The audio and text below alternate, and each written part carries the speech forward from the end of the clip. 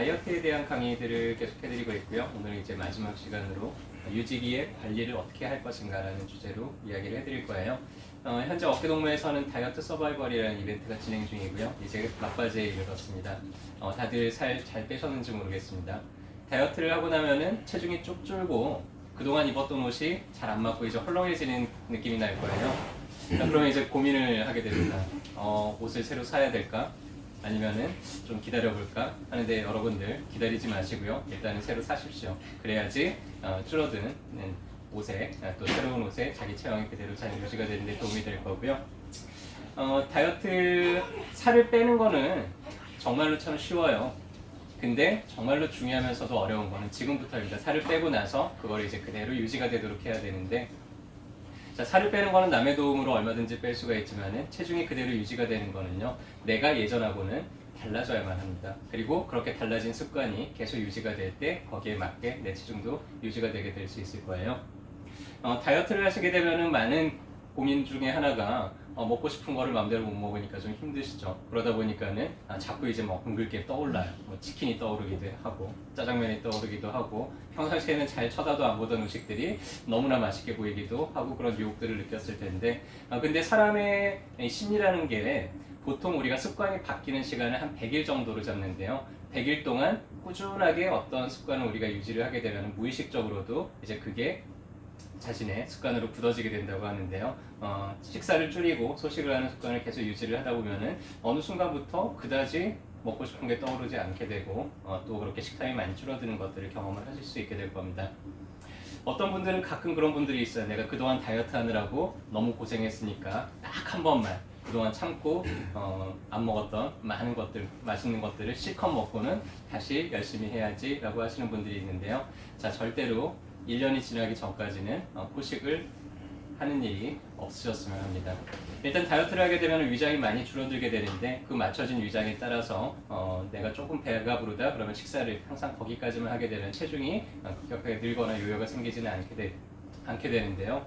가끔 이제 비싼 뷔페에 가가지고는 돈이 아까우니까 제일 비싼 소고기를 한 접시라도 더 먹으려고 이렇게 노력을 하시다 보면은 또 위장이 다시 늘어나게 되고요. 또 금세 또 더 많은 양을 먹는 식으로 바뀌게 됩니다.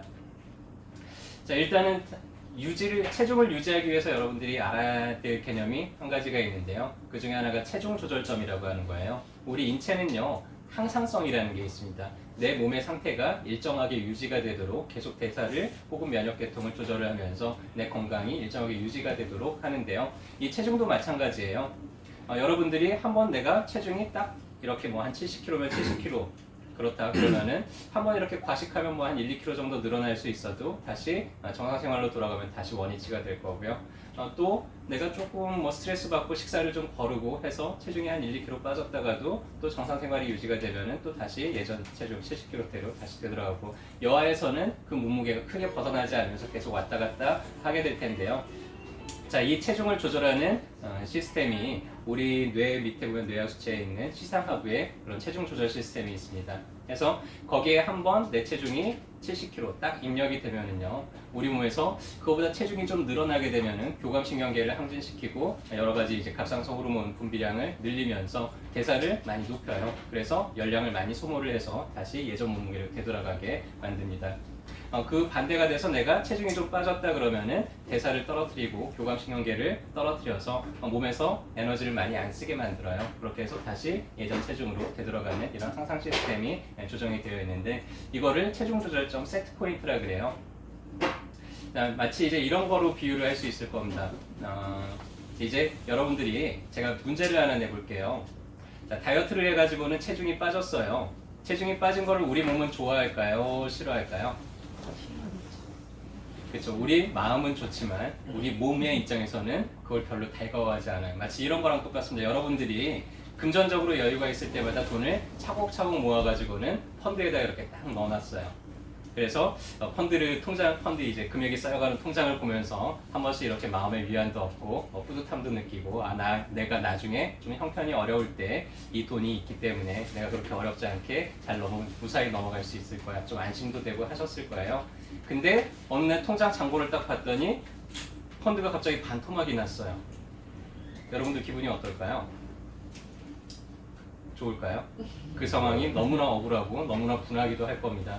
그리고 한동안은 내가 왜 급한 일을 했을까 막 한탄도 하실 거고요. 그리고 아유 더 버는 거는 고사하고 본전이라도 좀 찾았으면 좋겠다는 생각이 계속 여러분들 마음속에 맴돌 겁니다. 우리 몸도 마찬가지예요.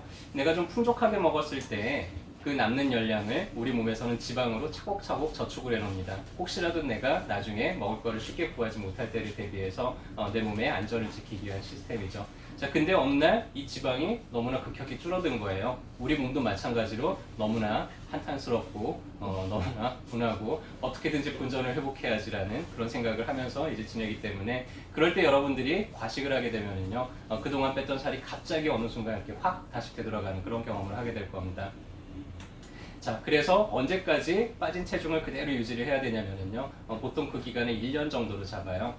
여러분들도 펀드에 넣어놓은 돈이 회복이 안 되고 1년이 지나고 나면 그때는 이제 포기를 하게 될 거예요. 에휴, 안 되나 보다. 그냥 없던 돈 치지, 없던 셈 치지 하실 거고요. 우리 몸도 마찬가지로 열심히 모았던 지방이 사라지고 나서 한 1년쯤 지나야지 그 지방이 원래 내 지방인 것처럼 다시 인식을 하게 됩니다. 그래서 이 세트 포인트가 바뀔 때까지 체중을 유지하는 게 가장 중요해요.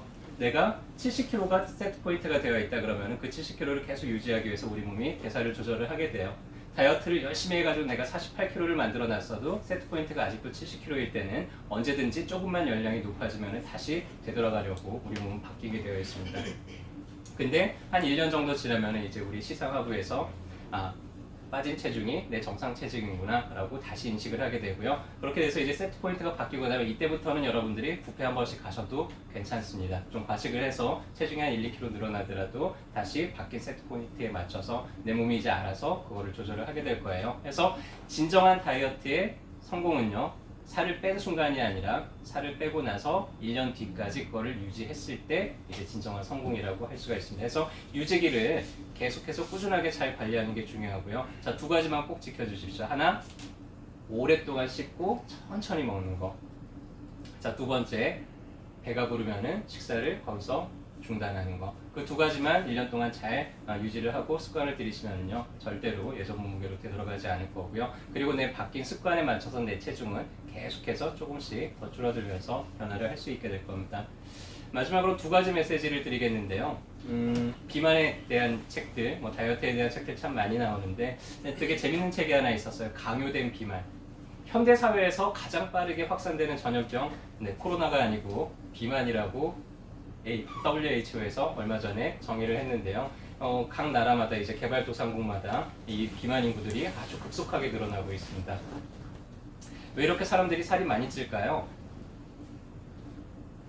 자, 일단은 여러분들이 알아야 될 게 있는데 여러분들이 살이 찌는 거는 여러분들만의 잘못은 아닐 수도 있어요. 우리 유전자는요 이미 여유가 있을 때마다 좀 체중을 더 늘려놓고 지방을 많이 축적하도록 이렇게 진화를 해왔고요. 자, 우리 현대 사회에서 기업들이 하는 일은요 기업이 돈을 많이 벌어서 기업 가치가 높아지는 데 있습니다. 이게 기업들이 생존하는 제1가치예요. 자, 근데 수많은 식품 기업들이 있어요. 프랜차이즈 기업들도 있고요. 식품들, 가공식품들을 파는 그런 기업들도 있고요. 이 기업들은 어떻게 해야지 이윤을 낼 수 있을까요? 자기 제품들이 많이 팔려야 되겠죠. 자기가 만들어내는 음식물들이 많이 팔려야 돼요. 근데 인구가 늘어나나요? 인구가 늘어나서 더 많은 사람들이 우리 식품을 사면은 이율이 늘겠죠. 그렇지 않잖아요. 인구는 한정되어 있습니다. 그러면은 어떻게 해야지 이 사람들이 돈을 많이 벌까요? 한정된 인구들이 같은 사람이 더 많이 먹어줘야 되겠죠. 그래서 여러 가지 이제 광고들을 합니다. 영희야, 너는 먹을 때가 제일 예뻐. 이런 광고 카피도 있고요. 자, 한 사람이 한 통닭 1인 1닭, 통닭 한 마리 정도는 먹어야지. 이런 광고도 하고요. 네, 여러 가지 이제 식품 기업들이 광고를 하는데 여러분들이 그런 메시지들을 잘 구별해서 받아들이셨으면 좋겠어요. 나한테 맞는 그런 메시지를 자기 기준을 가지고 만들어 가셨으면 좋겠고요. 알게 모르게 그런 기업들은 여러분들이 나도 모르게 더 많은 것들을 먹도록, 더 많은 것들을 소비하도록 그렇게 조장을 하고 있습니다. 똑같이 식품점에 가더라도요. 나는 그냥 딱 요거 햄버거 하나만 사 먹으면 딱 배부를 것 같은데 이상하게 세트 메뉴를 만들어 놔가지고는 콜라도 먹고 그 다음에 감자튀김도 먹고 근데 비용적으로 그렇게 하는 게 왠지 더 싸고 내가 이득을 보는 것 같아요. 그래서 불필요하게 더 많은 걸 먹고요. 똑같은 사이즈 난 딱 요 미디엄 사이즈면 좋을 것 같은데 뭐 슈퍼 라지 사이즈는 반의 반값도 더 안 돼요. 그러니까 슈퍼 라지를 사는 게 왠지 더 이득일 것 같아. 그래서 더 큰 거를 소모하게 만들고 그러면서 알게 모르게 더 많이 먹게 되죠. 자, 그렇게 하지 않으셨으면 좋겠습니다. 어떤 영양학자가 이런 얘기를 했다 그래요. 지금 현재의 당신은 지금까지 당신이 먹어온 것입니다. 저는 이 말에 되게 많이 공감을 하는데요. 자, 이제 내 몸이 좀 달라지고 싶잖아요. 만약에 여러분들이 그렇기를 원한다 그러면서 나는 달라지고 싶지만은 하는 행동은 똑같이 한다 그러면 절대로 변화는 생기지 않습니다. 이제 내가 지금하고 좀 다른 어떤 내 몸을 만들어 가고 싶다면은요, 여러분들이 지금까지 했던 것과는 좀 다르게 그렇게 먹어보기를 권유를 해드리고요.